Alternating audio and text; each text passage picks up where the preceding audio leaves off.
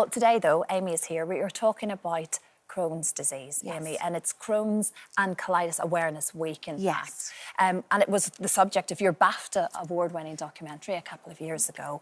And it's an interesting week because it is shining a light on a condition that a lot of people don't fully understand and the effects of it. And it's something you've been living with, Crohn's disease, since you were 11. Yes. Undiagnosed for a number of years, of course. Yeah, since I was 11, finally diagnosed at 19. But it's a chronic condition, Crohn's and colitis. So there's no cure. And I think because it's bowels, it's guts, it's going to the toilet issues, people don't want to talk about it. And I'll forever do all I can to help break the stigma, raise awareness and get people talking about it and to understand whether it's your family members, work colleagues, friends. You know, there's different scales where you can live with it with mild conditions, but you can also be bedbound with it. And you know, it can be absolutely debilitating and awful. So, yeah, I will do all I can. And actually, since I was diagnosed with cancer, I think people actually then forgot about my Crohn's. And I would be like, hang on, this is a condition I live with forever. They'd ask me about the cancer, and then I'd be like, oh, but actually my Crohn's is bad at the moment. And I think, you know, it's trying to get these subjects, these conditions out there to help spread the message, help get as much research as we can into it as well. Of course. And did that affect your cancer treatment? So obviously, if I was to have a flare-up before my surgery, it would have delayed surgery.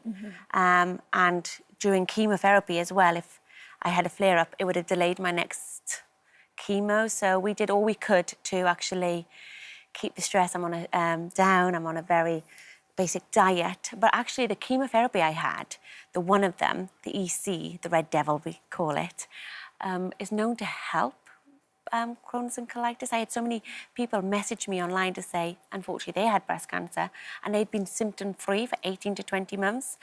I can't say I've been symptom-free for that long, but actually it was better. I'm not sure if that's because my body was in survival mode of cancer.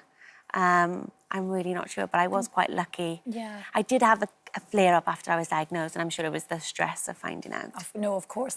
Stress is part of it, obviously. Yes. Diet, like you say. And we're talking, as you say, debilitating. This is severe pain, which is obviously when you're a dancer, particularly, and you're fit and active, you're performing. It's always constantly a worry that you're about to get a flare-up. Always, and I guess I've had to learn to live with it. And I can remember somebody saying to me, oh, you won't be a dancer. And I felt so angry. I was like, how dare you tell me what I can and cannot do? You're not the one living with this. And I think that gave me the grit and determination. And I think I know what it feels like to have my dancing taken away from me from a very young age. And so I did all I possibly can. And actually, Strictly was the first job I had, which didn't actually, I don't know, discriminate me for my Crohn's disease. They totally accepted it, put things in place to help me.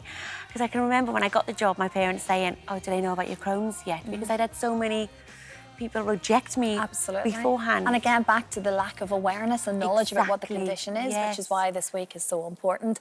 You mentioned Strictly, of course. JB is just fantastic. He's doing such a great job. And you saw that talent from day one, didn't you? I mean, you prepped a load of your brilliant, brilliant dances for later on in the competition for that very reason. You knew he'd be there. I knew, yeah. Do you know what? When I just, for the first time, took hold of JB and did a few steps, I knew he had the potential, the talent, the musicality, the groove in his body.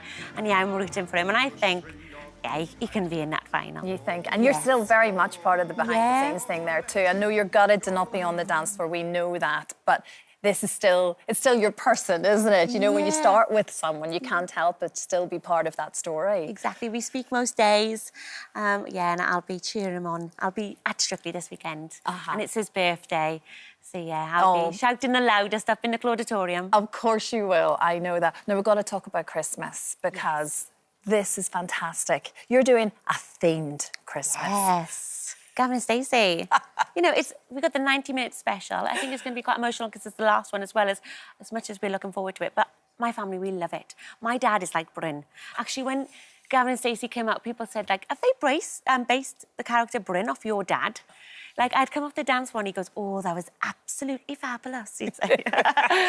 So, yeah, we're all going to play a different character. You're all going to have a proper character, Gavin, because you've done a little film for the show here, haven't you, which we're going to see closer to Christmas time. You've been on set. I've been in Gwen's house. I'm not sure if I was supposed to say that. Yeah. How exciting is that? Wow. The one thing we will be disappointed to see is that you, of course, did the MasterChef Christmas celebrity special. As we know now, obviously, there's been a lot of headlines, unfortunately, attached with the show, and we're not going to see it. I'm gutted about that. I did have a lovely time, but obviously I can't comment any further because it is under investigation. But yeah, I'm actually gutted. Yeah, absolutely. Can't say I'm the best chef, but I did my best. Yes, exactly. Another talent, basically. Amy, thank you so much. You're going to come back again, tell us all about your new tour next year as well at some stage. There's lots happening for you now, but firstly, enjoy the Christmas. Thank That's you. going to be a good one. Thank you so much, Amy.